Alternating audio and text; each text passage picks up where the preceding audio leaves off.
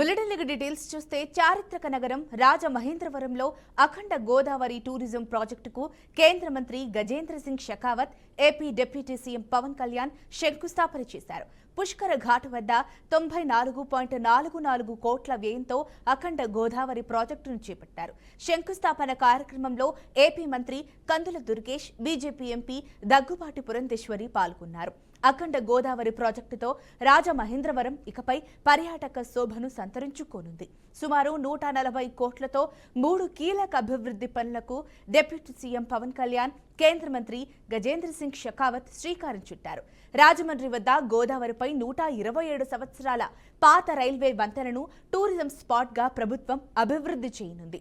దేశ విదేశీ పర్యాటకులను ఆకర్షించేలా రాజమండ్రి నగరం చుట్టుపక్కల ప్రాంతాలను తీర్చిదిద్దేందుకు అఖండ గోదావరి ప్రాజెక్టుకు ప్రభుత్వం శ్రీకారం చుట్టిన విషయం తెలిసిందే.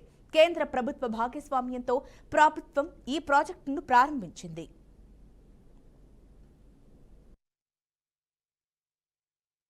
The banks of river Godavari, it's my great privilege to stand before you in the historic city of Rajamundry on the banks of this sacred river on Pushkar Ghat.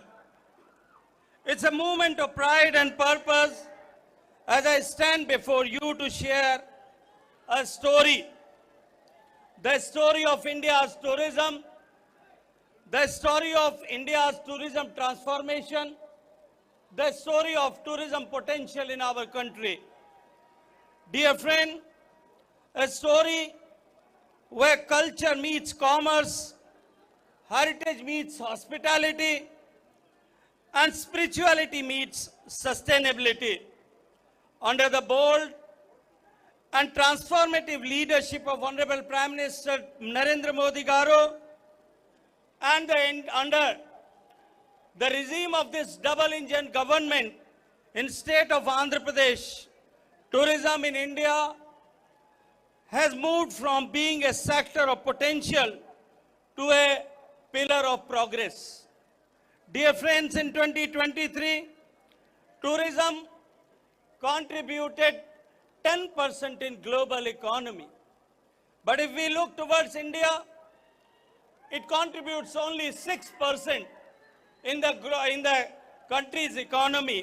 మన తూర్పు పర్యాటకానికి సింహద్వారంగా ఉన్నటువంటి రాజమహేంద్రవరం యొక్క చారిత్రాత్మక వైభవాన్ని ప్రపంచానికి చాటి చెప్పేటువంటి విధంగా ఈ అఖండ గోదావరి ప్రాజెక్టు తీసుకురావడం అనేది చాలా శుభపరిణామం అని చెప్పి తెలియజేసుకుంటూ, మీ అందరికీ తెలుసు ఆ రోజు 2014లో రాష్ట్ర విభజన వల్ల జరిగినటువంటి నష్టం కంటే 2019-24 5 సంవత్సరాల పాలన వల్లే ఈ ఆంధ్రప్రదేశ్ రాష్ట్రానికి ఎక్కువ నష్టం జరిగినటువంటి పరిస్థితుల్లో మళ్ళీ రాష్ట్రాన్ని విధ్వంసం నుంచి మళ్ళీ నిర్మాణం వైపు నడిపించేటువంటి దిశలో టూరిజంకి అత్యంత ప్రాధాన్యతనిస్తూ, అందులో ప్రత్యేకించి ఉత్తరాంధ్ర విశాఖ అందాల తీరమైనటువంటి ప్రాంతం దగ్గర నుండి రాయలసీమలో మరి ఏదైతే గండికోట దగ్గర నుంచి, అందులో ప్రత్యేకించి మన తూర్పు పశ్చిమ గోదావరి జిల్లాల అందాల ఏదైతే టూరిజం, టెంపుల్ టూరిజంని మరి మిక్స్ చేస్తూ రేపు భవిష్యత్తులో పెద్ద ఎత్తున ఈ టూరిజంను అభివృద్ధి చేసేటువంటి దిశలో,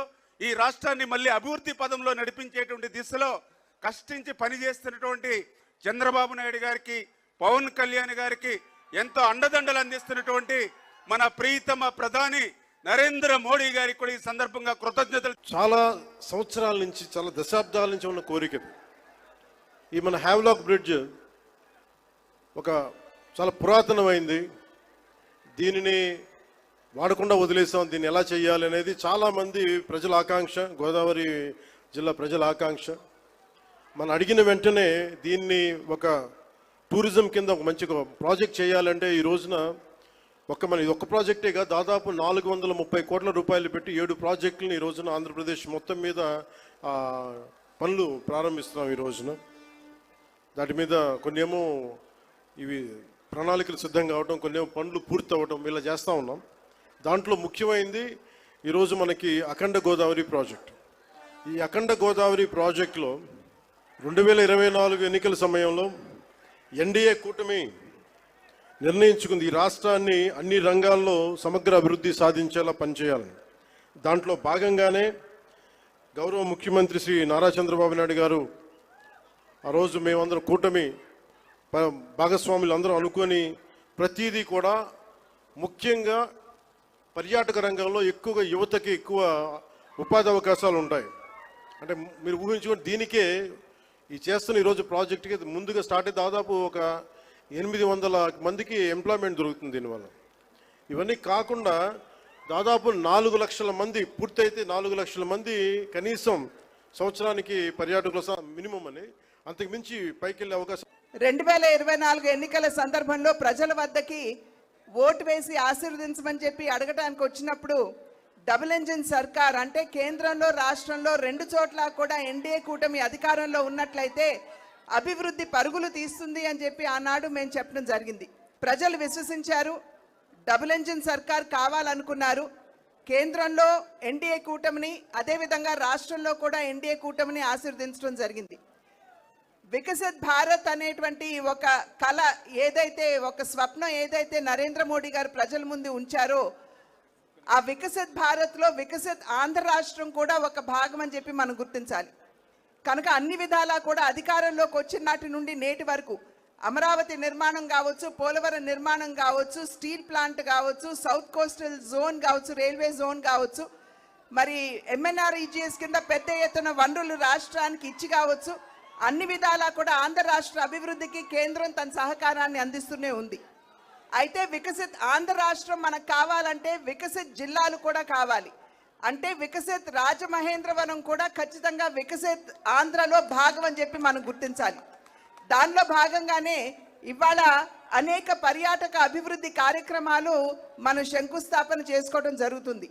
ప్రత్యేకించి హ్యావ్లాక్ బ్రిడ్జ్ 100 సంవత్సరాల నాటి బ్రిడ్జ్ నిరుపయోగంగా ఉన్నటువంటి సందర్భంలో దాని యొక్క చారిత్రాత్మక ప్రాధాన్యతను గుర్తించి ఇవాళ దాన్ని కూడా ఒక పర్యాటక క్షేత్రంగా దాన్ని అభివృద్ధి చేయడానికి కేంద్రం తన సహకారాన్ని అందిస్తుంది.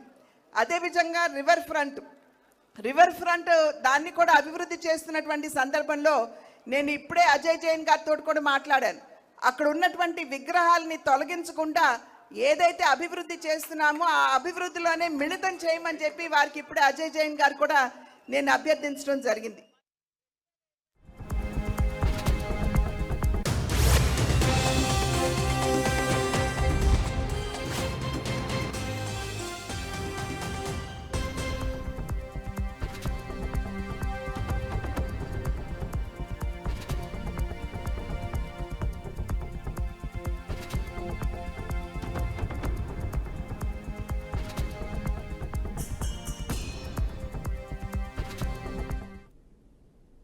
రైట్, ఇక బ్రేకింగ్ న్యూస్ చూస్తున్నాం. రాష్ట్రంలో ఏసీబీ అధికారులు వరుస దాడులతో ప్రభుత్వాధికారుల గుండెల్లో రైళ్లు పరిగెత్తిస్తున్నారు.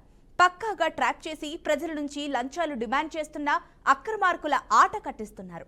ఈ క్రమంలోనే ఇవాళ తెలంగాణ వ్యాప్తంగా పలు జిల్లాలలోని ఆర్టీఓ కార్యాలయాలు, సరిహద్దుల్లోని చెక్పోస్టులపై ఏకకాలంలో దాడులు చేశారు.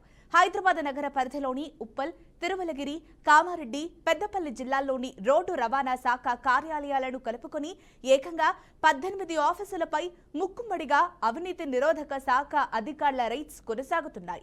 ఈ మేరకు అవినీతి ఆరోపణలు ఎదుర్కొంటున్న అధికారులు వారికి తొత్తులుగా మారిన ఆర్టీఓ ఏజెంట్లను అదుపులోకి తీసుకొని విచారిస్తున్నారు. ఉప్పల్, తిరుమలగిరి ఆర్టీఓ కార్యాలయాలపై ఏసీబీ అధికారుల మెరుపు దాడులు చేశారు. ఏకంగా కార్యాలయం గేటు మూసివేసి తిరుమలగిరిలో 10, ఉప్పల్లో మరో 10 మంది ఆర్టీఓ ఏజెంట్లను అదుపులోకి తీసుకుని విచారిస్తున్నారు. ఈ పరిణామంతో ఆర్టీఓ కార్యాలయం పరిధిలో అప్పటి వరకు గుమిగూడిన ఏజెంట్లంతా అక్కడి నుంచి పరారయ్యారు.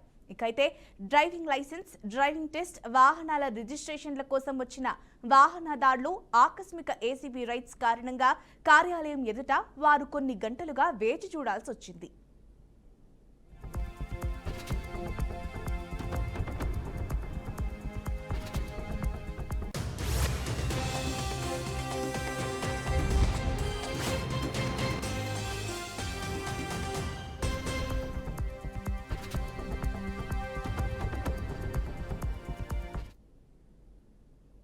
ఉమ్మడి ఆదిలాబాద్ జిల్లా ఇన్ఛార్జి మంత్రిగా నియమితులైన జూపల్లి కృష్ణారావు జిల్లా పర్యటనకొచ్చారు. ఈ సందర్భంగా ఆయన స్వగ్రామమైన నిర్మల్ రూరల్ మండలం ఎల్లపల్లి వద్ద మాజీ మంత్రి అల్లోల ఇంద్రకరణ్ రెడ్డి కాంగ్రెస్ నాయకులతో కలిసి ఆయనకు ఘనంగా స్వాగతం పలికారు. సాలువతో సత్కరించి పుష్పగుచ్చం అందించారు. ఇన్ఛార్జి మంత్రిగా నియమితులైన తర్వాత ఆదిలాబాద్ జిల్లాలో నిర్వహించే అభివృద్ధి సమీక్ష సమావేశానికి ఆయన హాజరవుతున్నారు. అధికారులతో పాటు ప్రజాప్రతినిధులతో కలిసి అభివృద్ధి కార్యాచరణపై సమీక్షించనున్నారు. వచ్చే స్థానిక సంస్థల ఎన్నికల నేపథ్యంలో కాంగ్రెస్ ప్రభుత్వం అమలు చేస్తున్న సంక్షేమ పథకాలను ప్రజల్లోకి తీసుకెళ్లేందుకు కార్యకర్తలు కృషి చేయాలని ఆయన పిలుపునిచ్చారు.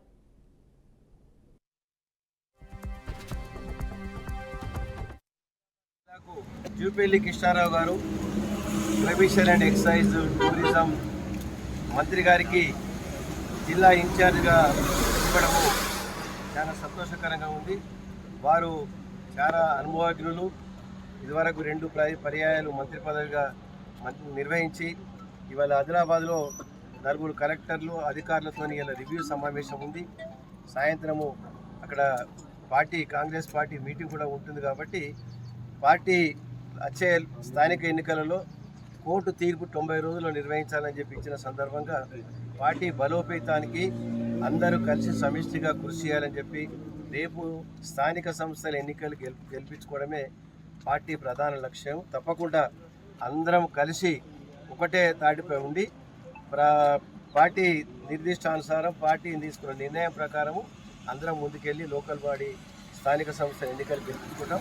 అదేవిధంగా వెంకటస్వామి గారికి కూడా మంత్రి పదవి ఇచ్చిన సందర్భంగా జిల్లాకి ఇదివరకు మంత్రి పదవి లేకుండే వారు కూడా ఇవాళ ఆదిలాబాద్కి వస్తున్నారు. రేపు నిర్మల్ కూడా రాబోతున్నారు. మళ్ళీ ఇంకోసారి కాన్స్టిట్యూన్సీ పరంగా కార్యకర్తల లీడర్ సమావేశాలు ఏర్పాటు చేసి పార్టీ బలోపేతానికి ప్రయత్నం జరుగుతుంది. ఇద్దరి మంత్రులకు మేము జిల్లా మంత్రి గారు ఇంకో ఇన్ఛార్జ్ మంత్రి గారికి మేము ఉదయపూర్వకంగా స్వాగతం చెప్తున్నాం, వెల్కమ్ చెప్తున్నాం. వారి ఆధ్వర్యంలో 4 జిల్లాలు అన్ని రకాలుగా నిర్మల్, ఆదిలాబాద్, ఆసిఫాబాద్, కుమ్రం భీము, మంచిర్యాల 4 జిల్లాలు అన్ని అభివృద్ధి పథకంలో ముందుకెళ్లాలని చెప్పి ఫోన్ ట్యాపింగ్ వ్యవహారంపై కేంద్ర మంత్రి కిషన్ రెడ్డి కీలక వ్యాఖ్యలు చేశారు. గత సంవత్సరం క్రితమే ఈ వ్యవహారాన్ని బయటకు తెచ్చామని ఆయన అన్నారు. తెలంగాణ ప్రభుత్వం ఈ కేసును సిబిఐకి అప్పగించాలని డిమాండ్ చేశారు. గతంలోనే తమ ఫోన్లు ట్యాప్ అవుతున్నాయని హైకోర్టును ఆశ్రయించినట్లు కూడా తెలిపారు. పోలీసులపై అలాగే పోలీసులపైనే ఎంక్వైరీ చేస్తే ఏం లాభమంటూ విమర్శించారు. రాష్ట్ర ప్రభుత్వ పరిధిలో జరుగుతున్నటువంటి దర్యాప్తు కాబట్టి రాష్ట్ర ప్రభుత్వము ముఖ్యంగా తెలంగాణ ముఖ్యమంత్రి అయినటువంటి రేవంత్ రెడ్డి గారు ప్రతిపక్షంలో ఉన్నప్పుడు కాంగ్రెస్ పార్టీ అధ్యక్షుడిగా ఉన్నప్పుడు వారు పదే ఫోన్ ట్యాపింగ్ కేసు విషయంలో సిబిఐ దర్యాప్తు జరగాలని వారు పదే డిమాండ్ చేశారు. కాబట్టి కాంగ్రెస్ పార్టీ నాయకులు సిబిఐకి నేరుగా దీని మీద దర్యాప్తు చేయాలని చెప్పి ఉత్తరాలు రాశారు. కాబట్టి ఈరోజు వారు అధికారంలోకి వచ్చి 18 నెలలు కావస్తుంది. కాబట్టి ఇప్పుడు ఫోన్ ట్యాపింగ్ కేసు విషయంలో మరింత సమర్థవంతంగా దోషులకు శిక్ష పడే విధంగా ప్రజాస్వామ్య వ్యవస్థను కాపాడుకోవాలంటే మరి ఈరోజు సిబిఐ దర్యాప్తు జరిపితే బాగుంటుందనేటువంటి విషయం మనవి చేస్తా ఉన్నాను. ఎందుకంటే ఆ రోజు ఫోన్ ట్యాపింగ్ చేసింది పోలీస్ వ్యవస్థని. పోలీస్ వ్యవస్థలో ఒక భాగమే ఫోన్ ట్యాపింగ్ చేసింది. పోలీస్ వ్యవస్థ మీద ఇప్పుడున్నటువంటి పోలీస్ దర్యాప్తు జరపాలంటే ఎన్ని రకాల ఇబ్బందులు ఉంటాయో అందరికీ తెలుసు. దర్యాప్తు జరుగుతున్నప్పటికీ కూడా సమగ్రమైనటువంటి దర్యాప్తు తెలంగాణ పోలీసుల మీద తెలంగాణ పోలీసులే దర్యాప్తు జరుపుకోవడం అనేటువంటిది ఎక్కడ కూడా అది పూర్తి స్థాయిలో న్యాయం జరగదని ఈరోజు కాంగ్రెస్ పార్టీలో ఉన్నటువంటి శాసనసభ్యులు, పార్లమెంట్ సభ్యులు, మంత్రులు కూడా భావిస్తున్నటువంటి నేపథ్యంలో నేను ఇప్పటికైనా ముఖ్యమంత్రి గారిని కోరుతా ఉన్నాను. మీకు ఏ మాత్రం చిత్తశుద్ధి ఉంటే, మీరు ఏ మాత్రం మేము బీఆర్ఎస్ పార్టీతో కుమ్ముక్కు కాలేదని మీరు భావిస్తే, ఏ మాత్రం ఈరోజు దోషులకు శిక్ష పడాలంటే ఇది సెంట్రల్ బ్యూరో ఆఫ్ ఇన్వెస్టిగేషన్ సిబిఐకి ఈ యొక్క ఫోన్ ట్యాపింగ్ కేసు ఇవ్వాలని నేను మనవి చేస్తా ఉన్నాను. భారతీయ జనతా పార్టీ తరఫున మేము గత సంవత్సరమే భారతీయ జనతా పార్టీ అధికారపూర్వకంగా మేము పిటిషన్ వేశాము. ఆ కేసు నడుస్తూ ఉంది.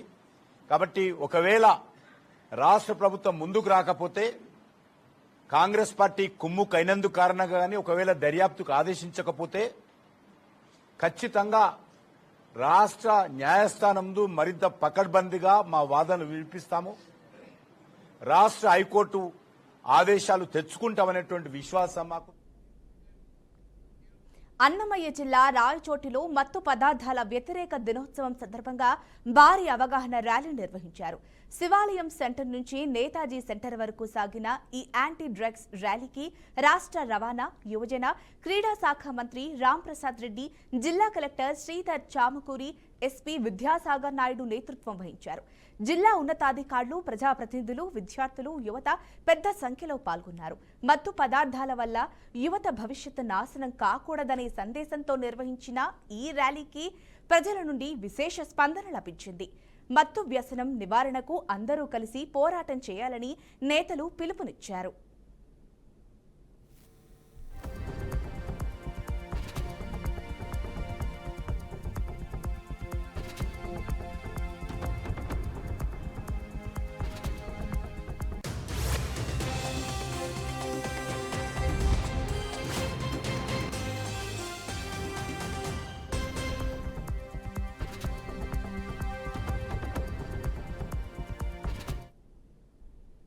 అంబేద్కర్ కోనసీమ జిల్లా ఉప్పలగుప్తంలోని టి చెల్లపల్లి 3 వీఆర్ఓగా పనిచేస్తున్న శ్రీమన్నారాయణపై ఏసీబీ అధికారులు దాడులు నిర్వహించారు.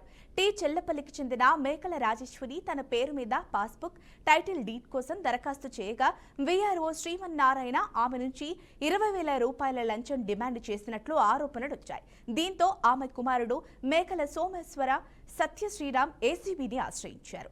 అధికారులు ఏర్పాటు చేసిన లొంగదీసే ప్రక్రియలో అల్లవరం మండలం సామంతకుర్రలోని తన నివాసంలో వీఆర్ఓ శ్రీమన్నారాయణ లంచం తీసుకుంటుండగా రెడ్ హ్యాండెడ్గా పట్టుకున్నారు.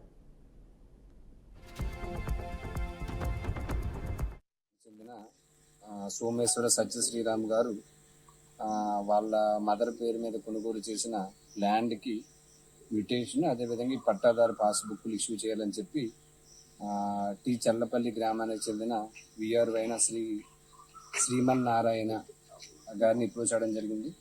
అతను ఆల్రెడీ కొంత అమౌంట్ తీసుకొని ఇంకా ఏవైతే ఈ పట్టాదారు పాస్బుక్ ఇష్యూ చేయడానికి 20,000 లంచం డిమాండ్ చేయడం జరిగింది. ఎవరైతే కంప్లైంట్ ఉన్నారో శ్రీరామ్ గారికి అది ఇవ్వడానికి ఇష్టం లేక ఏసీబీ వాళ్ళని అప్రోచ్ అయ్యారు. మేము ఈరోజు మధ్యాహ్నం 3 గంటలకి ఈ ఎవరైతే విఆర్ఓ గారు శ్రీమన్నారాయణ గారు ఈ కంప్లైంట్ నుంచి 20,000 వాళ్ళ ఇంటి దగ్గరగానే తీసుకుంటుండగా మేము రెడ్ హ్యాండెడ్గా పట్టుకోవడం జరిగింది. తర్వాత ఏదైతే జ్యుడిషియల్ డిమాండ్కి కావాల్సిన ప్రొసీజర్స్ అన్ని కూడా కంప్లీట్ చేస్తున్నాం. పీపుల్ అందరికీ రిక్వెస్ట్ ఏంటంటే ఎవరైనా సరే మిమ్మల్ని లంచం డిమాండ్ చేస్తే మాత్రం ఏసీబీ వాళ్ళని అప్రోచ్ అవ్వండి, మేము ఇమీడియట్గా యాక్షన్ అనేది. నాగర్ కర్నూలు జిల్లా కల్వకుర్తి ఎక్సైజ్ సర్కిల్ పరిధిలో నాటుసారా తయారీపై అధికారులు విస్తృత దాడులు నిర్వహించారు. Mahabubnagar enforcement team, Kalwakurthy excise team సంయుక్తంగా పొంగూరు మండలంలోని పలు తాండాలలోని నాటుసారా తయారీ కేంద్రాలపై దాడులు చేశారు. ఈ దాడుల్లో సుమారు 800 కిలోల బెల్లంతో తయారు చేసిన పానకాన్ని, 20 లీటర్ల నాటుసారాను ధ్వంసం చేశారు. ఈ అంశంపై కేసులు నమోదు చేసి దర్యాప్తు కొనసాగిస్తున్నట్లు ఎక్సైజ్ అధికారులు తెలిపారు.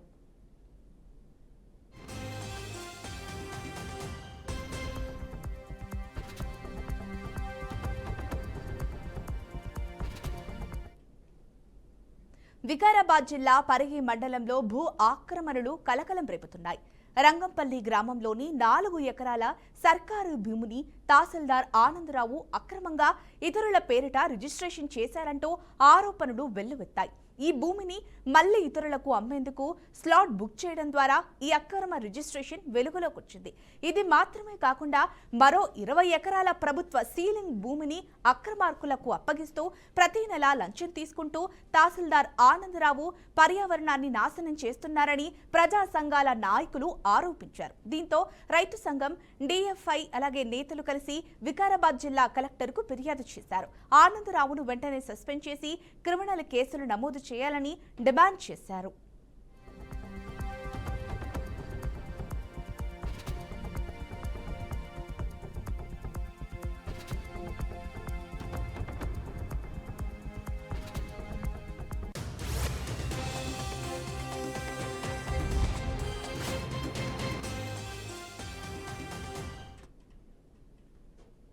వికారాబాద్ జిల్లా తాండూరు పట్టణంలో ఓ పెయింట్ వ్యాపారి సైబర్ మోసానికి గురయ్యాడు. ఎస్బీఐ నుండి ఫోన్ చేస్తున్నామని నమ్మించి క్రెడిట్ కార్డు పిన్, సివివి నెంబర్లను తెలుసుకుని 90,000 రూపాయలను డ్రా చేసుకున్నట్టు బాధితుడు మహేశ్వర్ రెడ్డి తెలిపాడు. దీంతో బాధితుడు తాండూరు పోలీసులకు ఫిర్యాదు చేశాడు. పోలీసులు ఈ ఘటనపై కేసు నమోదు చేసి దర్యాప్తు చేపట్టారు.